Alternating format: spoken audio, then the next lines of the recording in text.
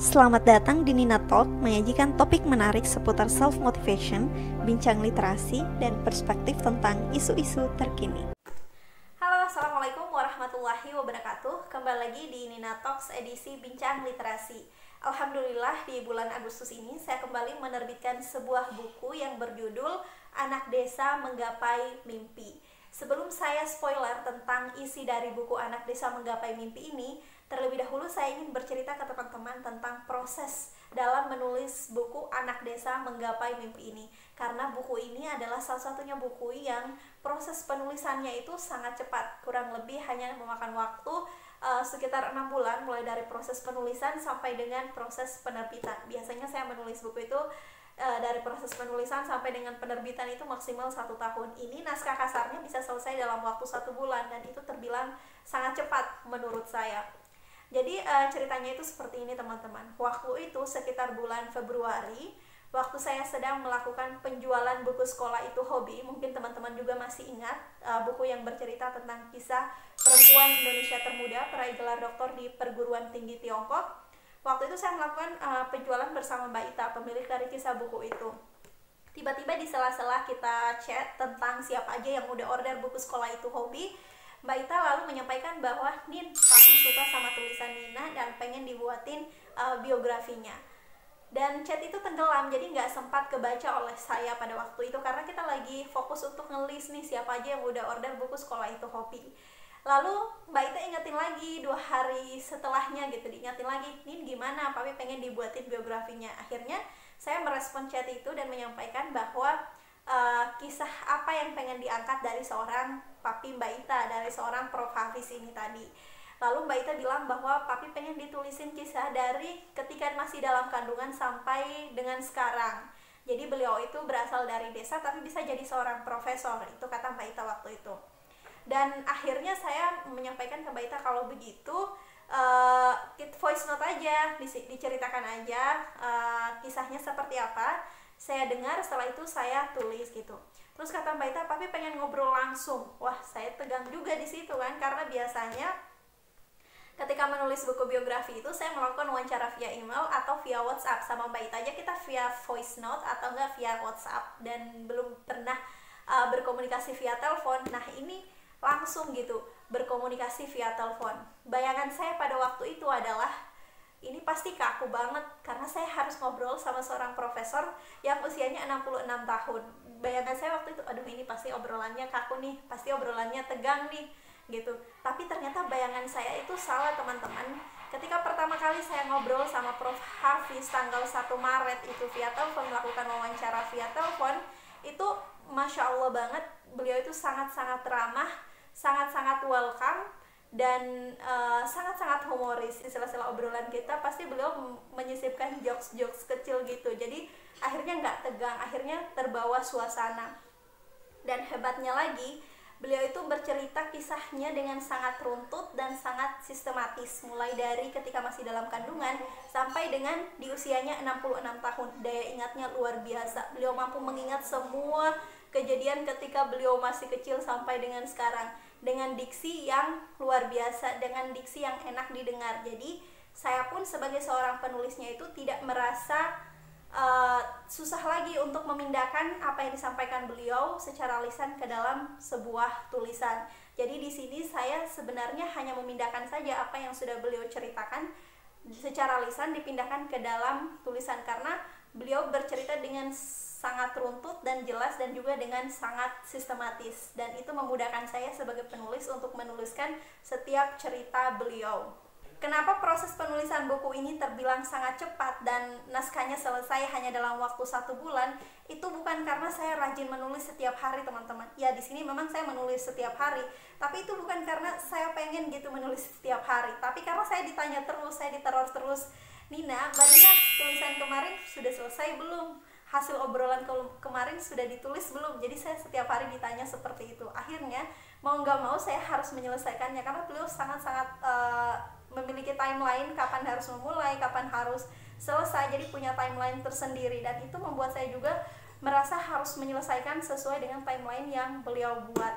Dan alhamdulillah itu bisa selesai, naskah kasarnya bisa selesai dalam waktu 1 bulan. Saya pun tidak hanya melakukan wawancara kepada Prof. Hafiz, tapi saya juga kadangkala diminta untuk menghubungi guru atau enggak pembina organisasi beliau yang mana usianya itu lebih tua dari Prof. Hafiz. Kalau Prof. Hafiz saja usianya sudah 66 tahun, apakah berguru-gurunya? Jadi waktu itu saya pernah menghubungi gurunya, salah satu guru SMP-nya yang usianya sekitar 90-an dan pendengarannya itu udah mulai kurang. Jadi saya harus ngobrol via telepon dengan nada suara yang lebih tinggi lagi, dan alhamdulillah waktu itu dibantu sama anaknya waktu itu dibantu sama anaknya untuk disambungkan ke beliau. Jadi kadangkala apa yang saya sampaikan itu nggak nyambung karena pendengaran dari guru beliau itu udah mulai kurang. Tapi seru sih. Jadi proses penulisan buku Anak Desa Menggapai Mimpi ini adalah salah satu buku yang proses penulisannya itu seru banget, karena saya bukan hanya berkomunikasi sama beliau sebagai narasumber dalam buku ini, tapi saya juga berkomunikasi sama guru-guru beliau, sama teman-teman beliau, dan itu via telepon dan bisa ngobrol langsung. Lucunya itu kadang usianya udah bayangin udah 80-an, pendengarannya udah mulai kurang, jadi saya harus ngobrol dengan nada yang lebih keras lagi, dengan nada yang lebih tinggi lagi. Seru banget pokoknya. Ketika Prof. Hafiz mulai menceritakan kisahnya, yang membuat saya pertama kali merasa bahwa ini unik, buku ini, cerita ini akan unik, karena beliau itu dalam kandungan selama 12 bulan teman-teman.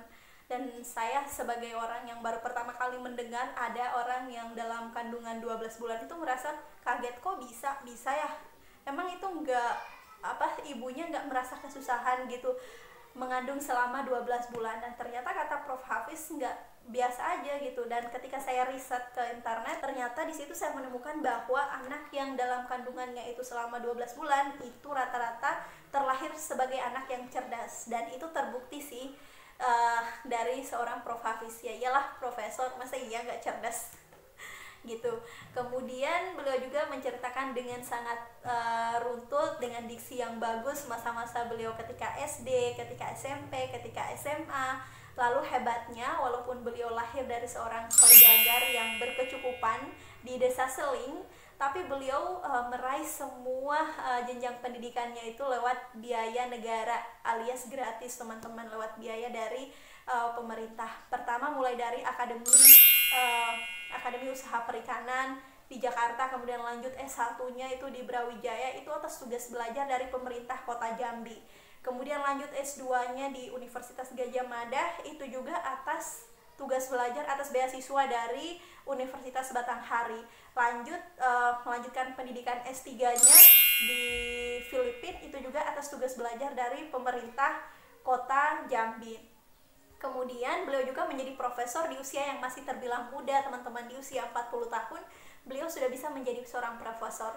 Dan yang membuat saya merasa kagum lagi adalah beliau tidak hanya sukses di bidang akademisi, tapi juga di bidang birokrasi, di mana beliau mulai menjadi PNS itu dengan jabatan paling di bawah, yaitu jabatan dengan golongan 2A sampai dengan golongan tertinggi, yaitu golongan 4E, dengan banyaknya jabatan yang diemban beliau di pemerintahan Kota Jambi. Kemudian beliau juga sukses menjadi seorang entrepreneur, mulai dari usia dini menjual kelereng, kemudian karung kosong, botol bekas, kemudian kertas yang dilipat-lipat, sampai dengan kaflingan tanah dan properti yang sudah tak terhitung lagi jumlah rumah yang telah dijual oleh beliau. Coba teman-teman bayangin bagaimana beliau mengatur waktunya sebagai seorang akademisi yang sukses, sebagai seorang birokrasi yang sukses, dan juga sebagai seorang entrepreneur yang sukses.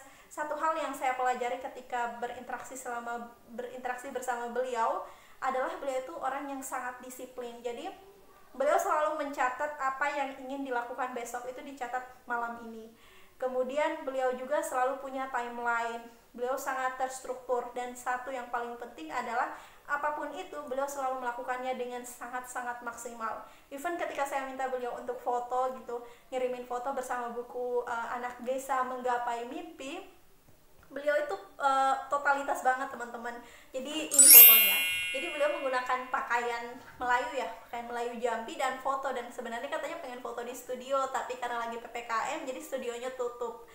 Itu luar biasa, saya salut banget sih. Usianya boleh menua tapi jiwanya masih tetap muda, semangatnya itu masih tetap on gitu teman-teman. So teman-teman disarankan banget untuk membaca buku Anak Desa Menggapai Mimpi ini, agar bukan hanya saya yang terinspirasi, tapi teman-teman juga ikut terinspirasi ketika membaca buku Anak Desa Menggapai Mimpi ini. Lewat buku Anak Desa Menggapai Mimpi ini, Prof. Hafiz ingin membagikan cerita perjuangannya dalam mencapai kesuksesan di 3 bidang sekaligus, yaitu di bidang akademisi, birokrasi, dan entrepreneur, dan juga ingin membagikan pengalaman beliau yang memiliki kompetensi sebagai nahkoda kapal yang dirangkum dalam 11 tips sukses ala Prof. Hafiz Aima. Tidak dapat dipungkiri bahwa setiap individu itu adalah unik, memiliki kelebihan tersendiri. Dengan demikian, bila teman-teman melakukan seperti yang dilakukan oleh Prof. Hafiz Aima, ditambah dengan keunggulan yang dimiliki oleh teman-teman, maka dimungkinkan bahwa capaian teman-teman akan melebihi dari capaian beliau. Termasuk semoga ini juga terjadi pada saya selaku penulisnya. Penulisan buku biografi Anak Desa Menggapai Mimpi ini adalah kesempatan yang amat sangat berharga bagi saya, karena saya diberikan kesempatan untuk berguru langsung dengan seorang profesor yang memiliki energi positif yang luar biasa. Terima kasih untuk Profesor Hafiz Aima yang sudah banyak meluangkan waktunya untuk berdialog dengan saya, termasuk mencermati kata demi kata dengan ketelitian seorang profesor. Terima kasih banyak, Prof. Terima kasih juga saya sampaikan kepada Mami Rati selaku istri beliau yang sudah banyak membantu dalam proses penulisan buku biografi ini. Terima kasih juga saya sampaikan kepada Mbak Ita yang sudah mempertemukan saya dengan Profesor Hafiz Aima dan sudah selalu menjawab apa yang saya tanyakan terkait profesor dengan sangat cepat. Dan terima kasih juga kepada guru-guru dari Profesor Hafiz Aima, pembina organisasi beliau yang sudah mau meluangkan waktu untuk berdialog dengan saya terkait proses penulisan buku biografi ini, membagikan cerita-cerita yang berhubungan dengan Profesor Hafiz Aima. Dan terima kasih juga saya sampaikan kepada teman, rekan, kolega dari Profesor Hafiz Aima yang sudah mau memberikan testimoni dan juga sambutan untuk buku Anak Desa Menggapai Mimpi ini. Saya juga berterima kasih kepada keluarga besar saya yang selalu menjadi support system luar biasa dalam setiap karya-karya saya. Dan terima kasih juga kepada teman-teman yang sudah memesan dan membaca buku Anak Desa Menggapai Mimpi ini. Sungguh teman-teman disarankan untuk membaca buku biografi ini secara utuh. Selamat sampai di puncak prestasi. Selamat membaca. Oke, terima kasih sudah menyimak video ini sampai akhir. Semoga apa yang saya ceritakan terkait proses penulisan buku Anak Desa Menggapai Mimpi bisa bermanfaat untuk teman-teman. Semoga buku ini benar-benar bisa menginspirasi setiap pembacanya. Dan sampai jumpa di next video.